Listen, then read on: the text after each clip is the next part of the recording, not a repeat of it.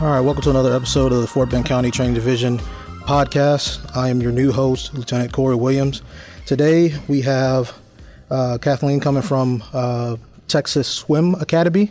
Made sure I got that right before we started recording. We're glad you're here with us. She's going to give us some public health tips and things about swimming as we're getting ready for the summer and we're in full swing, right? Yes. All right, Kathleen, can you tell us a little about yourself, background? Yes.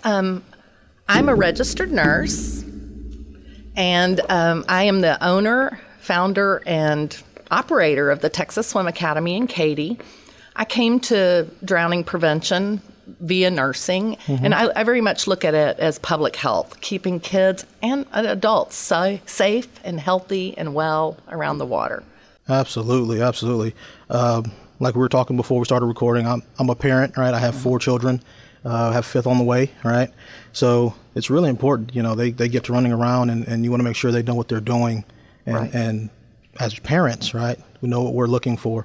So could you tell us a little bit about what you guys offer as far as training programs? And we are a little bit unique in the way we teach. We blend skills with confidence and create a child that really loves the water, but also is able to save themselves and perhaps prevent an aquatic accident. We are what is termed survival swimming. Okay. And that's a different approach than, your run-of-the-mill. What survival swimming is the independent ability to swim, face in the water, and roll on their back to get air, and then continue that sequence till they can get themselves to safety. Or if they're very young, because we can teach this as young as 6 months, how to just stay on their back and float till they can be picked up. That's amazing. Yeah, I know when I put my older 2 through swim lessons, I don't think they did that survival swim that you're talking about where they float on their stomach, then flip over for air and doing all that. That's pretty helpful, I think, and you don't think about that. Mm-hmm. It's a unique program, but not really. It's been around for 60 plus years, and so it was kind of unique when we brought it to the Houston area. There are certain other national programs that teach a similar method, but what we have really done is looked at how do we do this with a gentle approach to the child. Okay. Because the child needs to be confident in the water in addition to having these skills. Because a child that knows what they're doing and is calm and confident is more likely to be able to save themselves in an aquatic accident. Absolutely. Than if they're just reacting out of fear. Absolutely. And then with this survival swim that you guys teach, do you is it like a group? I was looking at you guys' website. Is that part of the group deal that you teach with parents as well? You make them part of it, or how does that work? We do group lessons, but only for children that are skilled. Okay. Our beginner classes are all private. Okay. They're 15 minutes. It's one-on-one. We are a child development-based program. Okay. I love how children learn, how they use their developmental levels, their reflexes. Everything about young children is just fascinating. They're like little sponges. They can learn anything. Absolutely. And so we use that to teach them these life-saving skills and to help them be confident and have a good time in the water, but have some skills to back it up. Absolutely. So you were saying, developing those skills early on. You said as young as 6 months, right? Do you guys see a lot of new parents? Yes. Absolutely. We do.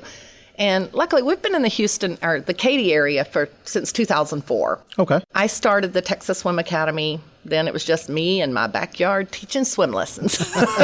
And then we grew, and then in 2012, we opened our facility. So we're able to offer group lessons, adult lessons, and all the other things. But our cornerstone is survival swimming, teaching a child what to do if they find themselves in that water alone.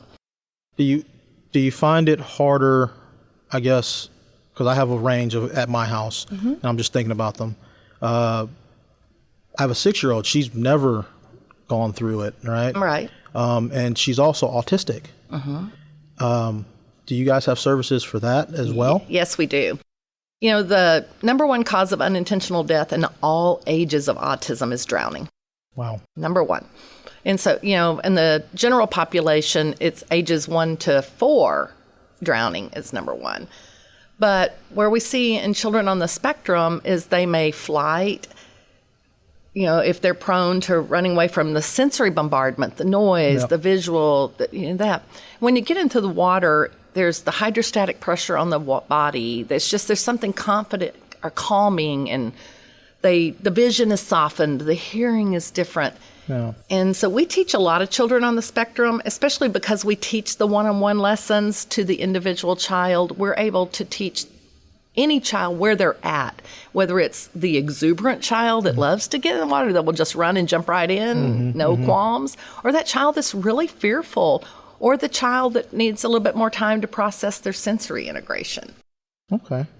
Yeah, me and my wife talk about that quite often. Like I said, we're looking at getting her into some type of program, and that's one of the fears we think about, because she's one of those, she's super friendly, and I don't think she has any fear of the water. She loves it.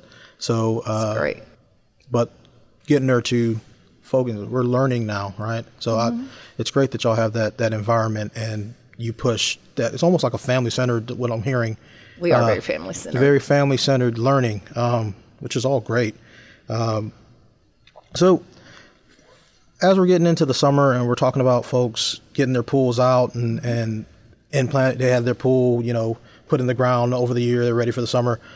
What do you have as far as tips for safety in that regard for parents? Layers and layers of protection. Number one is going to be parental supervision. But as you know, even the best parent, sometimes you unload the dishwasher, you put a load of laundry in, or, anything in your home.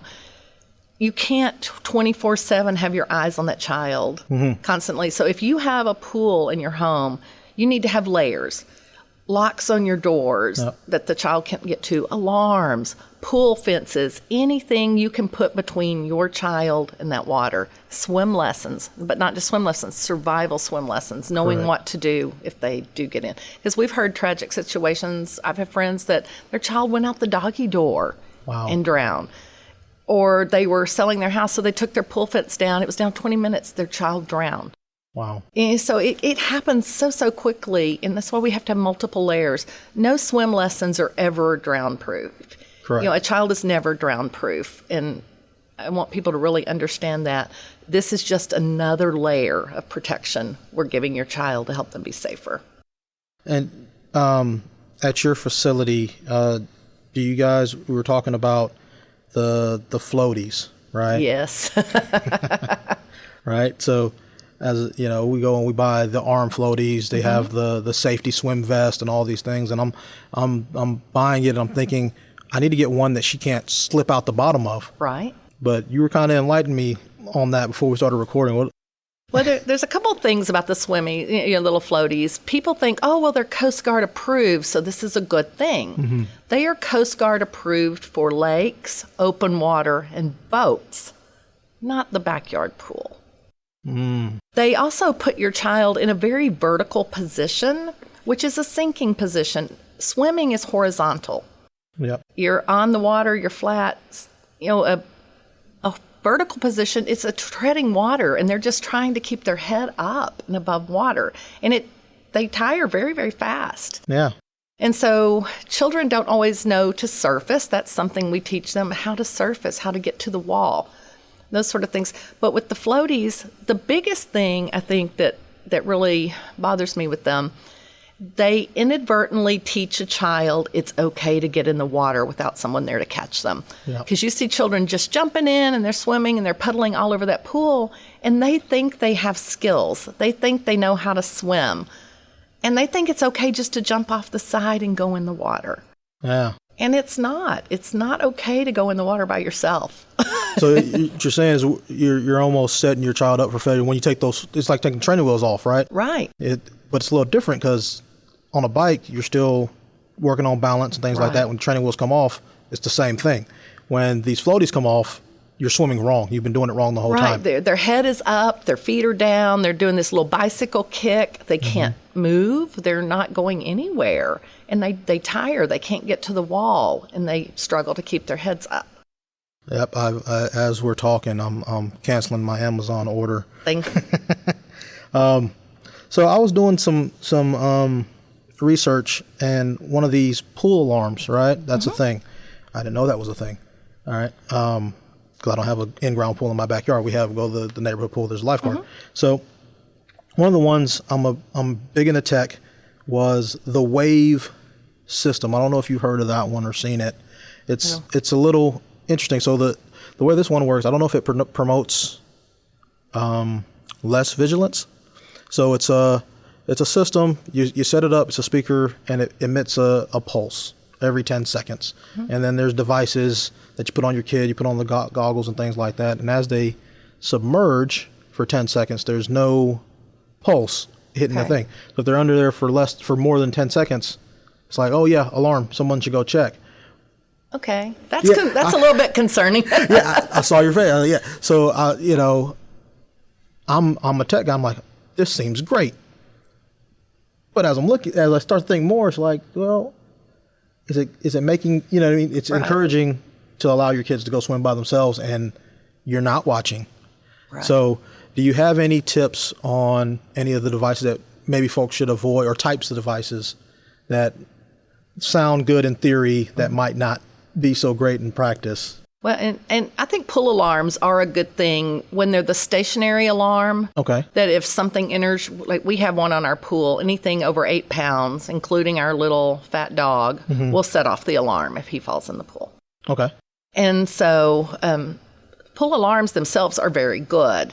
One that allows the child to be submerged for 10 seconds. That's, about the time that they probably do need a breath. And so it's not a bad thing, but I think, like you said, it could give parents that sense of security that they're okay. The alarm will go off if they need some help. And I'm just totally old school. There is nothing better than parents' eyes on those kids and swim lessons. Kids that know how to swim and their parents watching them swim and cheering them on. It doesn't get better than that for safety in the water. And I think that's what we were getting at, is that all these devices and all the prevention you can do as a parent, watching them is probably the absolute best thing you can do, right? Being where you can see your child in the water and not leaving them by themselves, right? Unattended. And you as the parent are really the most important component of your child's success in the water. Getting them in good quality swim lessons. Really research. You research your pediatrician. You research all of these other things. You're researching pool alarms. Yep. Research your swim lessons and make sure you're getting good quality. Spend that time. I mean, a child, ask them hard questions. Do you teach them how to roll on their back and float by themselves? How long does this take? I mean, we get kids that have been doing swim lessons for a year that come in and we're like, they can't even put their face in the water. Wow. Why are you still paying for this kind of stuff, for one? But expectations, parents only know what they know. So go visit the facility, watch some lessons, see what children are doing. Are they being encouraging? Are they being nurturing? Are you seeing children swim with their faces in the water? Are you seeing them floating, learning how to float? There's good swim facilities all over the city. Yeah. And there's good swim teachers all over the city. I mean, you can look up Survival Swim Development Network. Yeah. We've got a number of instructors that teach out of their homes here in town. They do a great job. But you as the parent, vigilant watching, getting good quality swim lessons, showing up for your swim lessons, be there on time, get them in the water, let them work on this, because this is something that could actually save your child's life. I agree wholeheartedly, and I think what you're saying is, don't treat it like this isn't dance. This isn't gymnastics. Don't drop them and go. No. As a parent, you should probably stay and be a part of, because again, like you said, family-centered learning is all I'm hearing. And while we do most of our lessons just one-on-one with the child, we do get our parents in, because I want to show you as a parent how to continue to practice and work with your child at home, how to let them float and show you their float, how to help them get to all the walls and the different sides of the pool, how to get to the steps. The majority of drownings in a pool happen within 2 or 3 feet of the steps or the wall. Wow. The child doesn't know how to turn around and get back. And so just teaching those things and how you as a parent can continue to practice those with the pools that they're going to be in, because every pool's a little bit different. Yeah. And when you're at the neighborhood pool, that lifeguard, doesn't love your kid like you love your kid. Absolutely. You keep your eye. You are the best lifeguard for your child at that neighborhood pool. This is not the time to read your book, be on your phone, talking with your friends. Yep. Nobody watches and loves your kiddo like you do. So you be the lifeguard. I agree. All right. So before we wrap it up, how do I, as a Fort Bend County parent, find you guys? Who do I contact? How does that work? You can go to texasswimacademy.com. We have a great website there. You can give us a call, 832-437-6186. We would love to have you come out and visit. We'd love to show you lessons, show you what we do, let you see our babies and kiddos in the water. Because we do start as young as 6 months, and even at 6 months old, they can learn to swim with their face in the water and roll on their back to float. Wow. We're going to attach all of that information, contact stuff at the bottom of the podcast when they go to find us here and you're listening. That way they can find you and get that great service. Was there anything else you wanted to say or put out in the world for folks, us parents that are worried about our kids during the summer? Swim lessons, not puddle jumpers. Invest that time. Yep. This truly is the thing that can save your child's life. And just invest that time and that money in swim lessons wherever you go, just to help your child be safer, because this is the number one cause of unintentional death in children ages 1 to 4. Wow. Thank you so much for spending your time with us today. Well, I do want to thank Fort Bend County for doing this. Parents only know what they know, and just having this avenue to give out more information is really so valuable to our community, and we love what y'all do in public health here. Awesome. Thank you. Thank you for listening to the Fort Bend County EMS Training Division podcast. Fort Bend County EMS is providing this podcast as a public service and/or for educational purposes, but it is neither a legal interpretation nor a statement of Fort Bend County EMS policy. Reference to any specific product or entity does not constitute an endorsement or recommendation by Fort Bend County EMS. The views expressed by guests are their own, and their appearance on the program does not imply endorsement of them or any entity they represent. Views and opinions expressed by Fort Bend County EMS employees are those of employees and do not necessarily reflect the view of Fort Bend County EMS or any of its command staff. If you have any questions about this disclaimer, please contact our Chief of EMS via his administrative assistant or email us at clinical.division.ems@fortbendcountytx.gov.